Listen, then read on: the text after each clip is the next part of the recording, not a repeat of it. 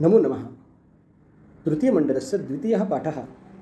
प्राचीनकाले प्रसाधनं। प्रसाधनं कस्मै न रोचते? संस्कृतेः उषःकालादारभ्यः अद्यतनीयं कालं यावत् मनुष्यः प्रसाधनप्रियः। सिन्धुसंस्कृति विषयकेषु उत्खननेषु एका प्रसाधनपेटिका अपि उपलब्धा।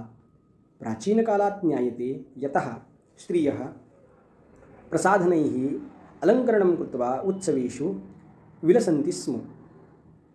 नमस्कार विद्यार्थी मित्रांनो, आपण तृतीय मंडलाचा दुसरा पाठ पाहत आहोत। प्राचीन कालातील प्रसाधने। प्रसाधनं कस्मै न रोचते? प्रसाधने कुणाला आवडत नाहीत? संस्कृतेः उषः कालात् आरब्धः अद्यतनीयं कालं, म्हणजे संस्कृतीच्या उदयाच्या काळापासून आत्तापर्यंत या संपूर्ण कालावधीमध्ये यावत मनुष्यः प्रसाधनप्रियः, सर्व मनुष्य हे प्रसाधनप्रिय असलेले आपल्याला पाहायला सापडतात। याला पुरावा काय आहे? तर त्यासाठी त्यांनी पुरावे दिले। सिंधू संस्कृती विषयकेषु उत्खननेषु, सिंधू संस्कृतीच्या संदर्भामध्ये जी उत्खननं झाली त्या उत्खननामध्ये एका प्रसाधन पेटिका अपि उपलब्धा, तिथं एक प्रसाधन पेटी उपलब्ध झालेली पाहायला सापडते। प्राचीन कालात ज्ञायते यतः स्त्रियः प्रसाधनैः अलङ्करणं कृत्वा उत्सवेषु विलसन्ति स्म। प्राचीन कालामध्ये आपल्याला असं पाहायला सापडतं, प्राचीन कालांपासून आपल्याला हे पाहायला सापडतं की स्त्रियः प्रसाधनैः अलङ्करणं कृत्वा, स्त्री प्रसाधनांच्या माध्यमातून अलंकार करून उत्सवेषु विलसन्ति स्म, उत्सवामध्ये रममाण होत असेत, उत्सवामध्ये त्या शोभून दिसत असतात। रामायणे अनुसूया सीतायै गंधान अपहृतवती इति उल्लिखितमस्ति। रामायणे याचा उल्लेख अजून कुठं पाहायला सापडतो? तर रामायणामध्ये अनुसूया सीतायै गंधान, अनुसूया ही सीतेसाठी गंध, म्हणजे ज्या माध्यमातून सुवास निर्मिती होती अशा पद्धतीची गंध, आता हल्लीच्या भाषेमध्ये जर आपण पाहिलं झालं तर त्याला अत्तर म्हटलं जातं किंवा परफ्युम्स म्हटले जातात, ते बनवत असं आपल्याला पाहायला सापडतं। पुढं महाभारते द्रौपदी सैरंध्रीरूपेण सुदेशणयाः प्रसाधनम अकरोत्। महाभारतामध्ये सुद्धा तो उल्लेख आपल्याला पाहायला सापडतो। ज्यावेळेस द्रौपदी माता अज्ञातवासामध्ये राहत होती त्यावेळेस द्रौपदीनं सैरंध्रीचं रूप धारण केलं होतं आणि ती सुदेशणाला नटवण्याचं काम करत असलेलं आपल्याला पाहायला सापडतं। कौटिल्य अर्थशास्त्रे पुराणेषु तथा जातककथासु अपि प्रसाधनस्य कानिचन अंगानी वर्णितानि। एवढंच नाही तर कौटिल्य अर्थशास्त्रामध्ये, पुराणांमध्ये आणि जातक कथा, म्हणजे ज्या आपल्याला कथा सांगितल्या जातात त्या कथांच्या माध्यमातून सुद्धा प्रसाधनांची काही अंग वर्णन केलेली आपल्याला पाहायला सापडतात। आयुर्वेद ग्रंथे प्रसाधनानां आरोग्यदृष्ट्वा विवरणं कृतं, आणि आयुर्वेदामध्ये सुद्धा प्रसाधनांचं आरोग्यदृष्ट्या वर्णन केलेलं आपल्याला पाहायला सापडतं। प्रसाधनानां निर्माणविधयः अपि विविध ग्रंथेषु स्पष्टीकृताः। एवढंच नाही तर प्रसाधनांची निर्मिती कशी करावी याची सुद्धा आपल्याला वेगवेगळे ग्रंथ पाहायला सापडतात किंवा वेगवेगळ्या ग्रंथांमध्ये त्याचं स्पष्टीकरण केलेलं पाहायला सापडतं।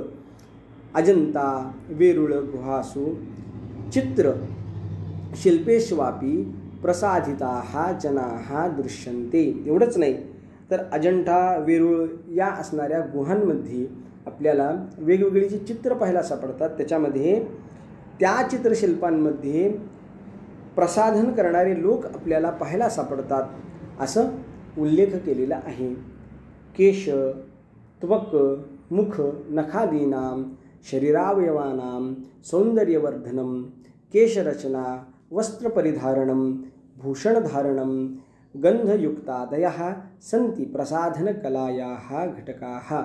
आता प्रसाधन कोणकोणत्या गोष्टीचं करावं लागतं, कशा माध्यमातून करावं लागतं याचा काही उल्लेख या ठिकाणी केलेला आहे।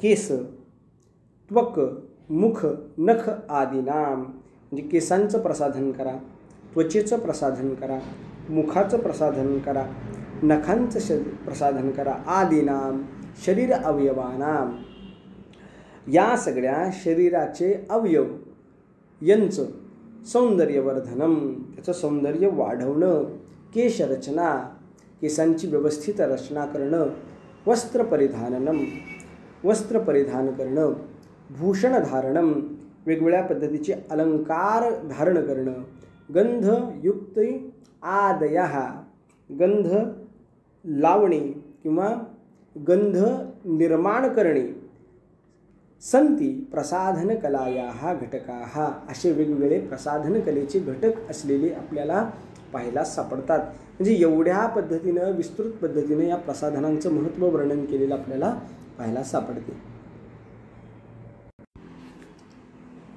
पुढे आपण पाठाचा विचार करूया. प्रसाधनम नाम मानव जीवनस्य महत्त्वपूर्णम अंगम. प्रसाधन हे मनुष्य जीवनाचं एक महत्त्वपूर्ण अंग आहे. न केवलम अद्यतनीय काले अपितु प्राचीन कालेपि जगत्य अस्मिन् सर्वत्र सर्वे स्त्री पुरुषाः प्रसाधनप्रियाः. आजच नव्हे तर प्राचीन काळापासून सर्वत्र स्त्री पुरुषाः, स्त्री पुरुष दोघेही प्रसाधनप्रियाः, प्रसाधनप्रिय असलेले आपल्याला पाहायला सापडतात. म्हणजे फक्त स्त्रिया आहेत अशातला भाग नाही, फक्त पुरुष आहेत अशातला भाग नाही, फक्त आपल्या देशातले आहेत अशातला भाग नाही, तर सर्व देशातले सगळे स्त्री पुरुष हे प्रसाधन प्रिय आहेत असं पाहायला सापडतं. पुढं वर्णन केलं. वेदादिषु ऋतुसंहार मेघदूत गाहासप्तसई आदिषु संस्कृत प्राकृत काव्येषु तथा मानसोल्लास बृहत् संहितादिषु शास्त्रग्रंथेषु प्रसाधन कला वर्णिता. कुठं कुठं याचा उल्लेख आलेला आहे, याचंही वर्णन या ठिकाणी केलेलं आहे आपल्याला. तर सांगितलं वेदादिषु, वेद आदिषु, वेदाधिक असणाऱ्या अनेक ग्रंथांमध्ये त्या पद्धतीनं ऋतुसंहार, मेघदूत, गाहासप्तसई आदिषु. आता हे जर सगळे आपण जर सामासिक शब्दाचा उल्लेख करायचं झालं तर एतेषां समाहारः, प्रत्येकाला काय लावावं लागेल, एक वचन लावावं लागेल. आणि आदिषु म्हणजे सगळे, एतेषां समाहारः अशा पद्धतीनं समाहार द्वंद्व समास होईल. आपण त्या व्याकरणाचा विचार नंतर करणार आहे, आता फक्त आपण धडा शिकून जातोय फक्त. आदिषु संस्कृत प्राकृत काव्येषु, संस्कृत प्राकृत अशा असणाऱ्या सर्व काव्यांमध्ये त्याच पद्धतीनं मानसोल्लास, बृहत् संहिता आदी शास्त्रग्रंथेषु, या शास्त्रग्रंथांमध्ये सुद्धा प्रसाधन क्रिया, प्रसाधन कला वर्णिता, प्रसाधन कलेचं वर्णन केलेलं आपल्याला पाहायला सापडते. बौद्ध वाङ्मये ललित विस्तार आदिषु ग्रंथेष्वपि प्रसाधनानां बहवः संदर्भाः प्राप्यन्ते. एवढंच नाही तर बौद्ध वाङ्मयामध्ये जे अनेक ग्रंथ आहेत, ललित विस्तार इत्यादी ग्रंथांमध्ये सुद्धा अशा पद्धतीचं प्रसाधनांचा उल्लेख केलेला आपल्याला पाहायला सापडतो, पाहायला आढळतो.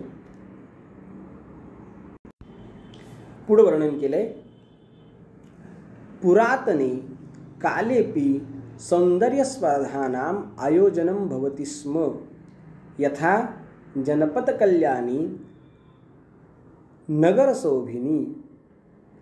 बघा, पुरातन कालेपि पूर्वीच्या काळामध्ये सुद्धा सौंदर्य स्पर्धानां आयोजनं भवति स्म, सौंदर्य स्पर्धेचं आयोजन होते.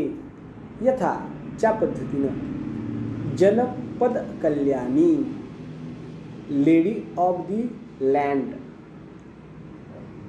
किंवा नगर सौभिनी म्हणजे ब्युटी ऑफ दी टाउन. त्या पद्धतीनं आत्ता miss Maharashtra, miss India, miss world, miss universe अशा पद्धतीच्या स्पर्धा होत्या. त्या पद्धतीनं पूर्वीसुद्धा अशा स्पर्धा होत होत्या असा उल्लेख आपल्याला पाहायला सापडतो. पुढे चित्रशिल्पेषु नैकविधाः प्रसाधनपराः जनाः दृश्यन्ते. चित्रशिल्पांमध्ये आपल्याला वेगवेगळ्या पद्धतीचे प्रसाधन केलेले किंवा प्रसाधनामध्ये उद्युक्त असणाऱ्या लोकांची चित्र पाहायला सापडतात. तथा उत्खननेषु अपि प्राचीनानि प्रसाधन साधनानि प्राप्तानि. याच पद्धतीनं उत्खननामध्ये आपल्याला आजही प्राचीन प्रसाधन साधने पाहायला सापडतात, प्राप्त होतात. अनेन सुष्ठुः ज्ञायते यत् अतिप्राचीन कालादेव भारते न केवलं स्त्रियः किन्तु पुरुषाः अपि प्रसाधनकलायां निपुणाः. तदर्थं विविध प्रसाधन साहित्यस्य प्रभूतम् उपायोजनं भारतीयाः कृतवन्तः. बघा, अनेन सृष्टु जायते. आपल्याला चांगलं या संबंधानं माहीत आहे. काय माहीत आहे तर अति प्राचीन कालात एव, अतिशय प्राचीन कालापासून आत्तापर्यंत न केवलम स्त्रियाः किंतु पुरुषाः अपि, फक्त स्त्रियाच नव्हे तर पुरुषसुद्धा प्रसाधन कलायां निपुणाः, प्रसाधन कलेमध्ये निपुण होते हे आपल्याला पाहायला सापडतं. आणि त्यासाठी तदर्थम विविध प्रसाधन साहित्यस्य प्रभूतम उपयोजनम भारतीयाः कृतवन्तः. आणि त्यासाठी वेगवेगळ्या असणाऱ्या प्रसाधन साहित्यांचं उपायोजन म्हणजेच निर्मिती आपल्या भारतीयांनी केलेली आपल्याला पाहायला सापडते. याः चतुष्षष्टिकलाः सुविदिताः तास्वपि नैकाः प्रसाधनकलाः निर्दिष्टाः. आपल्या भारतीय संस्कृतीमध्ये 64 कलांचं वर्णन आहे आणि त्या 64 कलांमध्ये काही प्रसाधन कला ही आपल्याला पाहायला सापडतात. कोणकोणत्या आहेत तर त्याचा उल्लेख केलेला पाहायला सापडतो. मर्दनम, विलेपनम, केशभूषा, माल्यभूषा, परिधेयम, गंधयुक्तिः, अलंकरणम इत्यादीनि प्रसाधनकलायाः 16 अंगानी सन्ति. ता प्रसाधनांची 16 अंग एकूण सांगितली आणि त्या 16 अंगांपैकी काही अंगांचा उल्लेख या ठिकाणी केलेला आपल्याला पाहायला सापडतो. पहिलं सांगितलं मर्दनम, मर्दन करणे. दुसरं विलेपनम, विलेपन करणे. तिसरं केशभूषा, केसांच्या वेगवेगळ्या पद्धतीच्या रचना करणे. माल्यभूषा, साधारण पद्धतीनं स्त्रिया आपल्या केसांमध्ये गजरा धारण करतात, त्याला माल्यभूषा असं म्हटलं जातं. त्याचं सुद्धा शास्त्र असावं असं आपल्याला पाहायला सापडतं. त्यानंतर परिधेयम, वस्त्र परिधान करणे. योग्य ऋतूमध्ये योग्य पद्धतीने आपल्याला योग्य दिसतील अशा रंगाची वस्त्र धारण करणं ही सुद्धा एक पद्धतीची कला आहे असा उल्लेख आपल्याला पाहायला सापडतो. गंधयुक्तिः, गंध धारण करणे म्हणजेच सुगंधाचा वापर करणे. अलंकरणम, योग्य अलंकार धारण करणे. ह्या 16 कला आपल्याला पाहायला सापडतात ह्या प्रसाधन विषयाच्या. आता प्रसाधनांचे विभाग सुद्धा सांगितलेत. प्रसाधनस्य 2 विभागौ, आंतरिक प्रसाधनम तथा बाह्य प्रसाधनम. त्याचे 2 विभाग आहेत. म्हणजे आंतरिक प्रसाधन आणि दुसरं बाह्य प्रसाधन. आपण पुढे त्याचा विचार करणार आहोत. आंतरिक प्रसाधन म्हणजे काय तर शरीराला सुंदर दिसण्यासाठी जे आंतरिक साधन वापरलं जातं त्याला आंतरिक प्रसाधन म्हटलं जातं. म्हणजे काय की आपल्या खाण्याच्या माध्यमातून किंवा आपले शरीर ताजंचवाणं राहावं यासाठी शरीराच्या आतमधून केलेली प्रक्रिया त्याला आंतरिक प्रसाधन म्हटलं जातं. आणि बाह्य प्रसाधन म्हणजे आपल्याला आपलं शरीर सुंदर दिसावं यासाठी बाह्य त्वचेच्या माध्यमातून केलेलं अवलेपन याला म्हटलं जातं बाह्य प्रसाधन. शरीरस्य निरामयत्वं नाम आंतरिक प्रसाधनम. शरीर निरामय व्हावं म्हणजेच कोणताही त्याला रोग उत्पन्न होऊ नये, ते निरोगी असावं, याला म्हटलं जातं आंतरिक प्रसाधन. तद उचिताहार निद्रा जलपान व्यायामादिकैः आवश्यम साध्यम. त्याच्यामध्ये काय असतात? उचित आहार, योग्य पद्धतीने घेतलेला आहार, निद्रा झोप, जलपान पाणी पिणे, व्यायाम आदिकैः व्यायाम करणे इत्यादी आवश्यम एव साध्यम, ते अवश्य साध्य झालं पाहिजे. तदनंतरम एव बाह्य प्रसाधनानाम उपयोजनम कर्तव्यम. आणि त्यानंतर बाह्य प्रसाधनाचं उपयोजन, बाह्य प्रसाधनाचा उपयोग आपल्याला पाहायला सापडतो. बघा, सगळ्यांना वाटतं की आपला चेहरा फ्रेश राहावा, बरोबर का नाही? चेहरा फ्रेश राहण्यासाठी सगळ्यात महत्त्वाची निद्रा आहे, योग्य आहार आहे, योग्य जलपान आहे, व्यायाम आहे.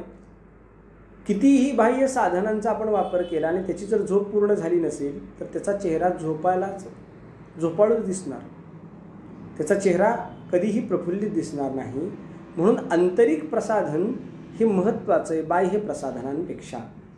दंतधावनम, केशसंमार्जनम, स्नानम तथा विलेपनम प्रतिदिनं करणीयम इति उचितम एवं उपदिष्टम प्राचीनैः. आता काही जी प्रसाधनं आहेत ती रोज करण्यासारखी आहेत. त्यापैकी कोणतं आहे? दंतधावनम. दंतधावन म्हणजे दात घासणे. पुढे सांगितलं केस संमार्जनम, केस धुणे, स्नानम स्नान करणे, विलेपनम विलेपन करणे, प्रतिदिनं करणीयम हे रोज करावे, दररोज करावे. इति उचितम एव उपादिष्टम प्राचीनैः. हे आपल्याला प्राचीन काळापासून उपदेश केलेला आहे किंवा सांगितलेला आहे. स्नानार्थम फेनकम तथा वन औषधी युतानी चूर्णकानी उपलब्धानी. आणि स्नानासाठी काय असते तर सांगितलं फेनकम साबण, तसेच अजून दुसरं काय सांगितलं? वनौषधी युतानी चूर्णकानी. काही औषधं जे आपल्या त्वचेसाठी उपयुक्त आहेत आणि ते नैसर्गिक पद्धतीनं आपल्याला प्राप्त होतात, अशा पद्धतीची त्याचं चूर्ण केलेलं हे उपलब्ध असलेलं आपल्याला पाहायला सापडतं. साधारण पद्धतीनं आपल्याला जे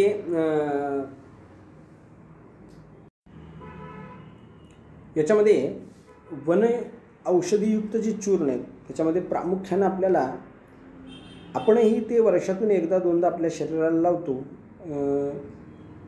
साधारण पद्धतीनं दिवाळीच्या सुमारामध्ये अंगाला जे उटणं लावलं जातं ते असे वन औषधीयुक्त अशा पद्धतीचे सगळे द्रव्य आहेत, एकत्र करून ते आपल्या शरीराला लावले जातात असं पाहायला सापडतं.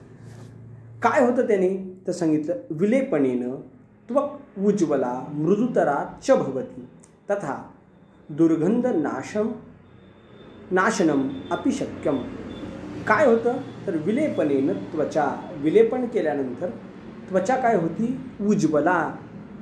त्वचा ही चमकते, उज्ज्वल होते. त्याच पद्धतीनं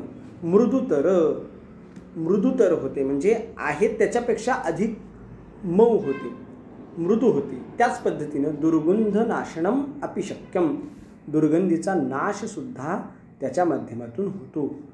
पुढे सांगितलं ऋतुम अनुसृत्य प्रसाधनम करणीयम इत्यपि सूचकम यथा ग्रीष्मकाले चंदनविलेपनम कर्पासवस्त्रपरिधानम मौक्तिकमालाधारणम च योग्यम. आता आपल्याला जे विलेपन करायचं आहे ते ऋतूनुसार करावं असं सांगितलं. ग्रीष्मकाले, ग्रीष्म म्हणजे उन्हाळ्यामध्ये काय करावं तर चंदन विलेपनम, चंदनस्य विलेपनम कुरु. चंदनाचं विलेपन करावं. चंदन थंड आहे, त्याच पद्धतीनं कर्पास वस्त्र परिधानम, सुती कपडे धारण करावेत. पुढे सांगितलं मौक्तिकमाला धारणम च योग्यम, गळ्यामध्ये मोत्याची माळ धारण करावी. तर दुसरीकडं शिशिरे उर्णावस्त्रम, शिशिर ऋतूमध्ये म्हणजे थंडीच्या दिवसामध्ये उर्णावस्त्रम म्हणजे काय, लोकरीचं वस्त्र धारण करावं. पुढं कृष्णांगरू धूपनम तथा कुंकुमंडलम उपयुक्तम, त्याच पद्धतीनं काय करावं तर सांगितलं कृष्णारंगार धूपनम. कृष्ण म्हणजे काळा, अगरू धूपनम म्हणजे काळ्या चंदनाची धुरी करावी.